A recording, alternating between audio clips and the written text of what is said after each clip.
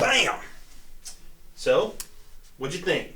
It's pretty good. Yeah, get it? Good. Play on words. Selfless instead of selfish. Uh-huh. You know, it's also, I don't know if you noticed, but it's stop motion. Uh-huh. You see Chicken Run? Yeah. It's kind of the same thing. It's pretty cool. Pretty sure that's claymation. But... Anyway, yeah, that's it. Yeah. I mean, I know you love your church. Yeah, appreciate you sharing. Yeah, thank you. Let's get started. Actually, this meeting's going to be pretty short, I think. Just a couple of announcements, some numbers. First, Q4. Check it out. Yeah. 7% over where we left off in Q3. I love that. I know. That is awesome. It's pretty great. It's actually pretty stifling when you... Terry, sorry for a second. Rick, you just said something. You said you love that. What do you mean? Yeah. Do you see those numbers? You love money. When it comes to the financial reports of a for-profit organization, I do love when we make money. Yes. Okay, but were you aware that 1 Timothy 6 says that the love of money is the root of all evil? I am now. Like all of it. Oh, yeah? Yeah. Do you think that really applies here? Well, I think Scripture applies everywhere, but you know, that's just the way I was raised. All right. Okay, I can't argue with that. So, as we get started this year, I do want to... You okay, Rick? Yeah, I just think I have something in my eye. Jay, can you take a No. I can't. Why? Well, because Matthew 7 says that I need to take the plank out of my own eye before getting the speck in your eye. Okay, Jay, you know what? I think I got it myself, so I'm good. You're good? I'm good, yeah. You're safe. Can I take my hands You're off my safe, eyes? yeah. Can you at least just give me a water and a roll, please? Now that I can do. Thank you. Except, did you know that John 6 says that whoever believes in me being Jesus, not me, will never be thirsty? Can you imagine a future where you never need this again? I've lived this way for a decade. Really? You haven't drank water in a decade? Nope. How have you sustained yourself, Jay? Mostly Monster and 5-Hour Energy. Oh, that's great. That's great. You should probably get a physical. I might. Matthew 4, man cannot live on bread alone, but every word that comes from the mouth of the Lord. Let's just move on. I'm fine. Just a couple of announcements. Thank you. If you see Laura, Employee of the Month. Again? Yeah. Again? That's right. Laura, chump. That's what you were going to say. Oh, she's a chump? Yep. You're at the bottom of the list every single month, and she's always at the top. Yeah, proudly. Matthew 20. So the last shall be first, the first shall be last. Laura can enjoy her gift card to Target all she wants to, but me, I'm going to enjoy my mansion in heaven. Okay. So anyways, want to remind you, we did have to let Brian go. Well, of course. I mean, that makes sense. Yeah, we're starting the year short, but we'll get Brian. Like the senior profit manager, Brian. Yes. Why do we let him go? Q2? Yeah, but I just forgave him. Y'all didn't? We talked to him. You know, we did the best we could. We talked to him. We did the best we could. Matthew 18, Jesus says, forgive 70 times 7 times. And I'm the only one. Do you think that's a great way to run a company? I think it's a great way to run your life, Rick. You know what? Forget it. Forget it. Just get out of your way. Thank you. But wait. I shared something with you guys on Facebook last week. Has Jesus on it. And he's like, you're supposed to like it. I looked for your names, but didn't see them. If you don't, in the next 20 hours, I'm going to have bad luck for 10 years. So can you... We've all been around that person, right? The one who turns everything into a spiritual discussion. Jesus is the answer to every question. They have a Bible verse committed to memory for every situation. Now, let's be fair.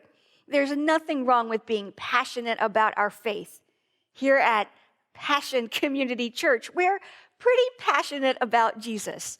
I mean, he's God who came to earth, who knows what it's like to live here like we do. He was part of the creation of the whole world. Then he died on a cross to save the whole world. That's amazing, life-changing good news that we want everyone to know. But maybe there's a better way to share that news than what we just saw. So today, we continue our Selfless series, talking about sharing Jesus with others. The churchy word for this is witness. We want to be selfless in our witness. But before we get to what that looks like, let's unpack this word. Nowadays, we use the word witness in other contexts more than we use it in spiritual ones. We talk about being an eyewitness to something extraordinary like a crime or a disaster. One time, I got to be a witness for a friend's wedding. That was an honor for me. And it's an honor to be a witness of Jesus. The idea is that if we have experienced Jesus' extraordinary love and grace, if we've seen him do amazing things, then we've gotten to be witnesses of who he is and what he can do. And we should be excited to share that. Just like we're excited to share about other extraordinary things that we witness. I mean, think back to middle or high school. If there was a fight and you saw it, then you felt urgency and responsibility, even pride in sharing what you saw, because you were there. And you saw one guy do this and the other guy did that. You know, that didn't end with school. Take last week. Those of us who live in Central Virginia got snow and ice about a week ago. We were witnesses to it from either the warmth and comfort or cold and darkness of our homes as we looked outside. Now, I don't know what you did on those days, but I took pictures and posted them on social media. See, one of our pastors, Rob Topfert, hates it when people do that. Every time there's even a chance of snow, he posts this. This is Bill. Bill wakes up and sees it snowing outside. Bill doesn't feel the urge to post a status about it on Facebook because he knows his friends also have windows. Bill is smart. Be like Bill. Bill's stance is that everyone can look outside and see their own yards. We don't need to see the snow in our neighbors' yards. So, of course, that spurs many of us to take obnoxious numbers of photos, post them in regular updates on every social media platform that we're on, and tag Rob in every single one of them. I proudly admit that I was one of those people last week. Every few hours, I measured snow, captured it in photos. 4 inches, 5.5, 7 inches. See, I was a witness to this beautiful weather phenomenon that covers everything in pure white softness, that quiets the air, that halts the hurry. Where I live, you never know when you'll get to experience it again. Like it could be today, or it could be years from now. So when it happens, I'm excited to share it. You know, we also share about products and lifestyles that we're excited about. Social media is full of people being witnesses to the product or lifestyle change that's had a dramatic impact on them. So they share it with the world. Now, yes, they're often trying to make a profit, but underneath that is pure passion for what they're selling. And there's nothing wrong with that. It's natural. It just spills out. That reminds me of someone in the Bible, Jeremiah. His role was to share about God with other people. And he was so passionate that he said, "But if I say I will not mention his word or speak any more in his name, his word is in my heart like a fire shut up in my bones. I am weary of holding it in. Indeed, I cannot." He can't help himself. His passion for God's word and name burns inside his chest. He can't not share it. And some of us relate to that. Because once we've been witnesses to who God is and what he's done in our lives, we feel this burning. We shouldn't hold that in. We should absolutely share it. But how we share it is so important. See, we can be witnesses to God selfishly or selflessly. We're going to look at 3 components of being selfless witnesses for Jesus in just a minute. But before we do that, I have to address the selfish ways it's been done, because selfish witnessing has caused a lot of damage. I know because I've been part of it. Now, I don't mean to point fingers at anyone else. I don't know what work God has called you to do, has accomplished through you. You have to do what God tells you to do, and I certainly can't say that what anyone else has done is wrong. This is just about me. When I think back on some of the witnessing that I've been part of, I feel regret. Times were different then. I didn't know any better at the time, but I know better now. See, I come from a faith tradition that was as passionate as you could be about sharing Jesus with others. And I'm thankful for a lot of the foundation that I have, that I got to learn Bible verses and have worship experiences, that I got to be part of spiritual friendships and community. All of that has formed me in beneficial ways. But I also grew up hearing that the thing that mattered most was telling others about Jesus. Like on my very first mission trip in college, so much of that trip was positive. I learned how to pray and worship and serve like never before. Conversations and encounters on that trip changed my life. Please hear me say it wasn't all bad. There was a lot of good. But the way that we shared Jesus, I wish I could do that over again. We went to Panama City Beach. At the time, it was the spring break destination for college students on the eastern side of the country. We went with the purpose of convincing our fellow college students to walk away from the traditional spring break activities and to give their lives to Jesus instead. The whole premise was selfish. It assumed that we were the only spring breakers in Panama City Beach who followed Jesus. I was, a holier-than-thou student, putting my pure lifestyle on display, showing up to save all the others. It was about me, about us, what we were doing right and everybody else was doing wrong. You know, it reminds me, rather painfully, of Jesus' words to some other holier-than-thou types. Everything they do is just to show off in front of others. They even make a big show of wearing scripture verses on their foreheads and arms, and they wear big tassels for everyone to see. Now, not everything we did, as I said, was bad on this trip. We got up at the crack of dawn to offer a free all-you-can-eat pancake breakfast to poor students. That's a good, selfless act of service, providing a meal like we talked about last week. Or, well, it could have been. At night, we offered free rides for students from hotels to restaurants and clubs. That's a good, selfless act of service, keeping students warm and safe. Or, well, it could have been. But see, it was a setup. We weren't completely honest about what we were doing. The pancakes and safe rides weren't really free. There was a cost. Because while some of us were cooking pancakes and driving vehicles, others were discreetly seated amongst our guests with the intention of steering the conversation toward a decision and a prayer to give one's life to Jesus right there on the spot.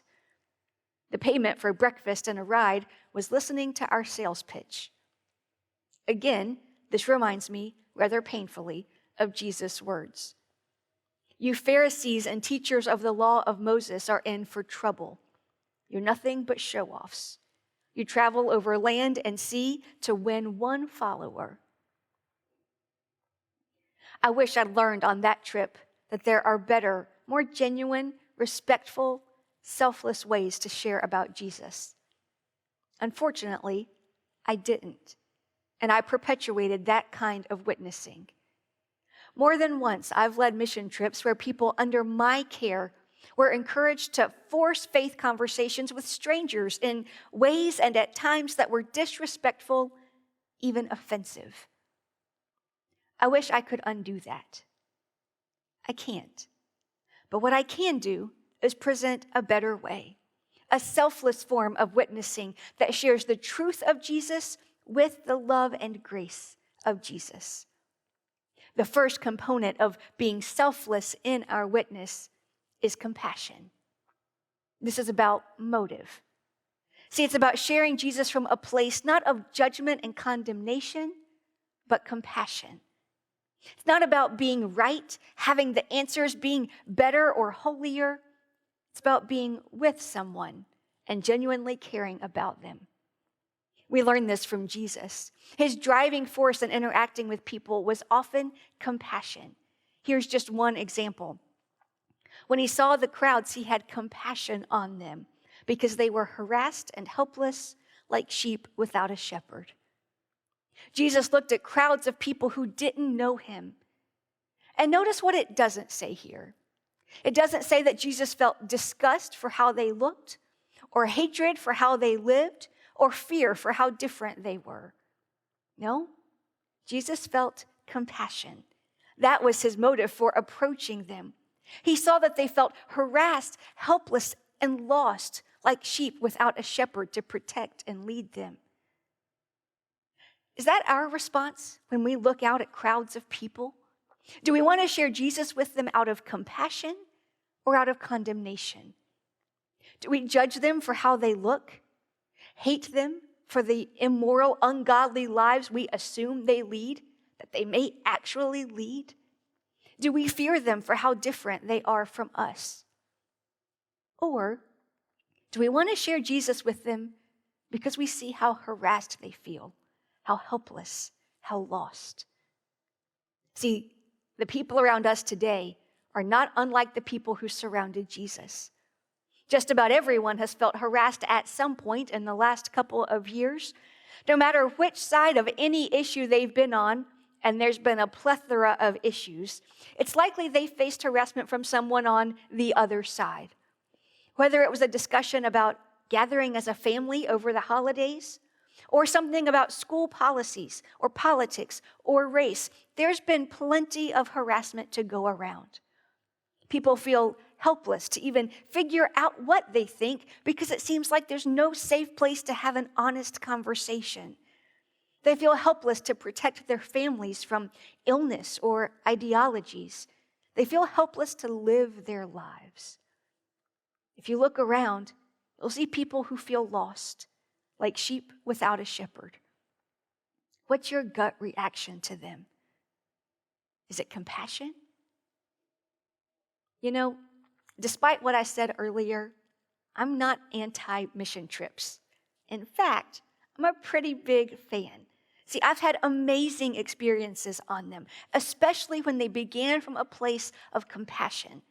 Like when we took some PCC students to Macedonia, a small country in Eastern Europe.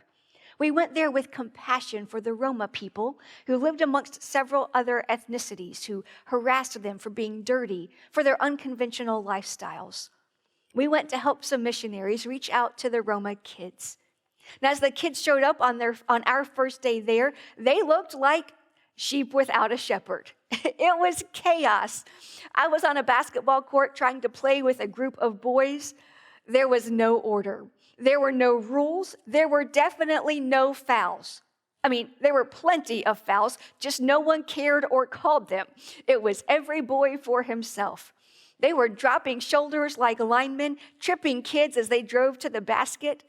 And once a kid had possession of a ball, he was keeping it. There was no moving the ball around. Because see, he probably didn't own a ball, basketball or otherwise. There were none at home waiting to be dribbled or shot. For the next week, the team and I got to be witnesses of Jesus with those kids. We shared Jesus as we loved them at first sight and extended them grace regardless of how they behaved or looked. We shared Jesus as we sang and danced and played. We shared Jesus as we fed them a snack and clean water. We did it all not from a place of superiority, but from a place of compassion. There are kids like them all over the world. You don't have to travel to another continent to look into the face of someone who's harassed, helpless, and lost. They're all around you. Which brings me to the second component of selfless witness. Company, as in the company that we keep. We can be selfish or selfless in the company that we keep. Now, to my fellow introverts, it's okay. I know this can be a challenge for us, not just for us though. All of us, introverts and extroverts, need safe places with people who we know, who know us.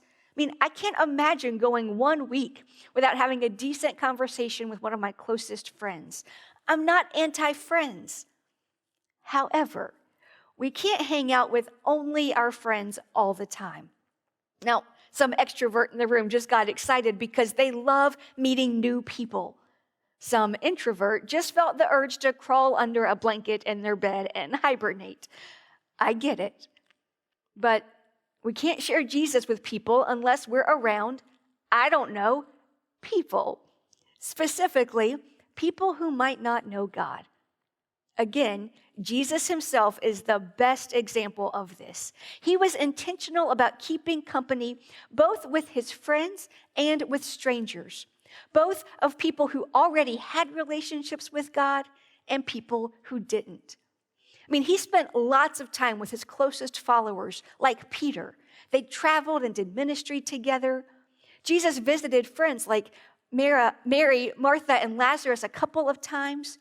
It was important for him to spend time with people he was close to.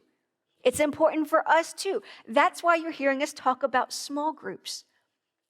And we also need to spend time around people who might not know God yet. Not in a sleazy, gimmicky, fake way, but in a genuine way that treats people as dignified human beings, not as projects to be won to a side. Jesus did this so well. The Bible tells us about one time. Then Levi held a great banquet for Jesus at his house, and a large crowd of tax collectors and others were eating with them. But the Pharisees and the teachers of the law, who belonged to their sect, complained to his disciples, "Why do you eat and drink with tax collectors and sinners?" Jesus answered them, "It is not the healthy who need a doctor, but the sick." Jesus goes to a big dinner party with all sorts of people, including tax collectors, who the religious people did not associate with. Jesus goes, and again, notice what it doesn't say. It doesn't say that Jesus went to the dinner, but refrained from having any fun at all, and instead preached to the tax collectors and sinners about how wrong they were. No, the text says that Jesus went to the dinner party with the sinners, and believe it or not, just ate and drank with them. It was that easy. Easy, but not accidental. It was intentional. Jesus ate meals with the people who needed him. Now, he didn't spend every course trying to figure out how to steer the conversation toward faith. He didn't force it or manufacture something fake. He just invested in the relationships. And that steered people toward conversations about faith. Because later in the same book of the Bible, it says, "Now the tax collectors and sinners were all gathering around to hear Jesus. But the Pharisees and teachers of the law muttered, 'This man welcomes sinners and eats with them.'" Remember, earlier Jesus went to a dinner party with the tax collectors and sinners. Then look who, of their own volition, on their own timeline, showed up to hear Jesus talk. The tax collectors and sinners. They were all gathering around to hear Jesus when they were ready because he'd spent time with them. And you'll notice that the religious people, they were still grumbling about it. If you're going to be intentional about what company you keep, then you can expect some grumbling from religious people. And I'll confess, I'm a religious person. Several years ago, my husband came home saying he'd struck up a conversation with a man in a local restaurant and that he'd invited this gentleman to come over for dinner. And that the man didn't drive, so he was going to pick him up, and he was taking our daughter with him. "Okay," I said, "why doesn't he drive?" "Oh, he doesn't have his license because he just got out of prison." "Okay, for what?" There was silence. "Why was he in prison?" "For murder, and he admits it, he did it." "So a murderer is coming over for dinner, and you're taking our little girl with you to go pick him up?" "Yep." I confess that I did a little religious person grumbling. It wasn't my finest, most Christ-like moment. Now, my husband was quick to point out that having this man over was exactly the kind of thing Jesus would have done. And of course, I knew he was right, but who wants to admit that? Eventually, I went along with it. And that evening was the first time, but far from the last time, that gentleman was in our home for dinner. The company that we keep matters if we're going to share our faith. And so does our level of commitment. See, we can't be kinda into Jesus and be witnesses of who he is and what he's done. That's hypocrisy. And for decades, probably centuries, even millennia, it's been a major obstacle to people's believing in God. It was a problem that Jesus called out. In the same way, on the outside, you appear to people as righteous, but on the inside, you are full of hypocrisy and wickedness. See, when we present ourselves as people who have close relationships with God, and we hide or deny our brokenness, and we nullify our witness. For example, saying that we follow the God who is love, and then acting with hate is hypocrisy, and people can see it from a mile away. They can see it on ball fields and in boardrooms, at school board meetings and parent-teacher conferences, at social gatherings, and on social media. If we want to give witness to who God is and what he's done, then we have to act like who he is and emulate what he's done. So we have to love, period, all the time. Because people are always watching. People who don't go to church are watching. People who are making up their minds about Jesus are watching. People who are deconstructing their faith ideas are watching, and our commitment to living lives of love and integrity matters. Now, clearly, we're all going to mess up. We're human. It happens. If we're honest and humble about our shortcomings, most people will extend us grace. And if we never present ourselves as perfect in the first place, then people won't be disillusioned when they find out we're not. You know, this is something that's largely misunderstood about being witnesses for Jesus. Many people think that witnessing is about memorizing scriptures and forming convincing, rational arguments. But it's not. It's about being fully committed to a life that shares Jesus' love, grace, and truth all day, every day. In fact, it's often more about what we don't say than what we do say.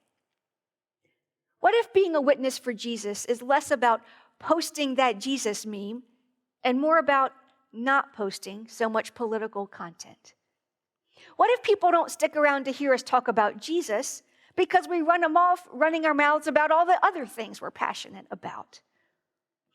What if the most selfless thing we could do to be a witness for Jesus was not say some of the things we want to say, so that we'll get the opportunity to say the most important thing? Again, Jesus is the ultimate example of selfless commitment. In your relationships with one another, have the same mindset as Christ Jesus, who, being in very nature God, did not consider equality with God something to be used to his own advantage. Rather, he made himself nothing by taking the very nature of a servant, being made in human likeness. And being found in appearance as a man, he humbled himself by becoming obedient to death, even death on a cross. Jesus was so passionate about sharing God with people that he made the ultimate commitments to put aside his divine nature and become a human, and then to be killed on a cross as a human. He was entirely selfless. He gave up his position, status, comfort, and well-being so that we might know God. How selfless are we willing to be so that others can know God? How committed are we to reaching people who don't go to church so that we can all experience the fullest lives possible through Jesus Christ? Are we ready to turn towards the people around us with compassion instead of condemnation? Are we ready to keep company with people who don't go to church, who don't know God, who don't look like or live like we do? Are we ready to go all in on our commitment to live lives of integrity instead of hypocrisy? We'd better be, because we are God's plan to tell people who he is. He is counting on us to be his witnesses, because we've seen how good God's been to us when we didn't deserve it. We've seen how he's used the unlikely group of people called Passion Community Church to do his work. We've seen God set us free from our past, heal and restore what was broken, redeem and recreate us. We've been witnesses to what God's done for 20 years, and we've only just begun. We have stories to tell. We have songs to sing. And there are people all around us who don't have those stories to tell yet, who can't sing those songs yet. They don't know it, but they are counting on us. So let's be selfless and show them the way to Jesus. This may be a song that the captives can't yet sing, but if we sing long enough, they might join in with us. And this may be a dance that's too heavy for those chains, but if we dance long enough, well, the prisons will open up. Hey!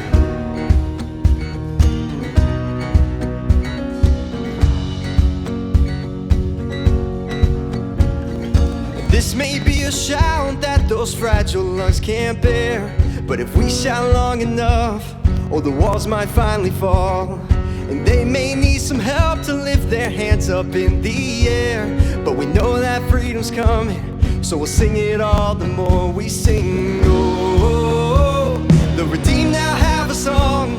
We'll sing it all day long till the rest come running home. Oh, all the broken can you hear? We'll shout it out forever. We can't wait till you make it here. Let's go.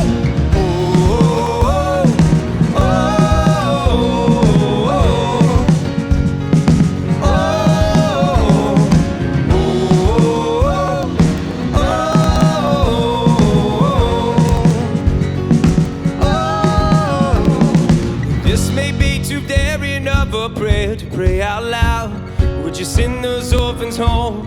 We've been waiting all day long. When the ring and robe is ready, we can see them coming now, just like the prodigal.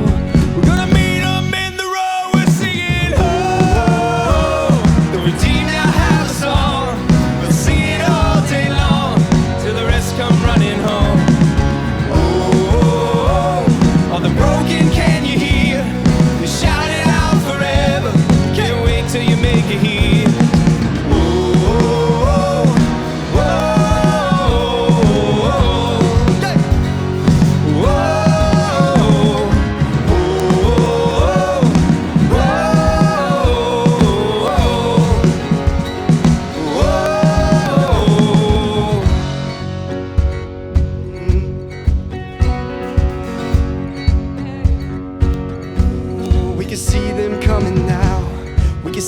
Coming now, all them broken and weary. Yeah, he didn't leave you where he found you. Welcome home. He didn't leave you where he found you, so welcome home. Y'all can sing that with us. Come on, welcome home.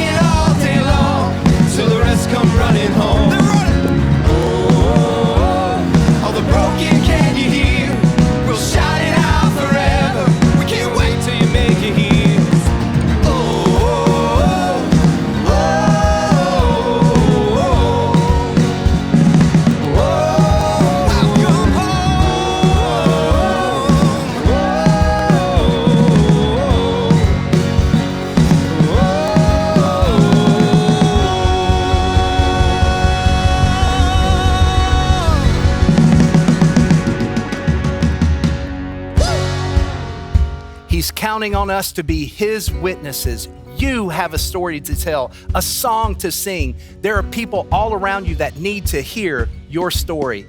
With your compassion, with your company, with your commitment to be unabashedly his, no matter where you are and who you're with. We're here to support you in that. Reach out with your questions, share your stories with us, and we'll see you back here next week for the last message in our Selfless series.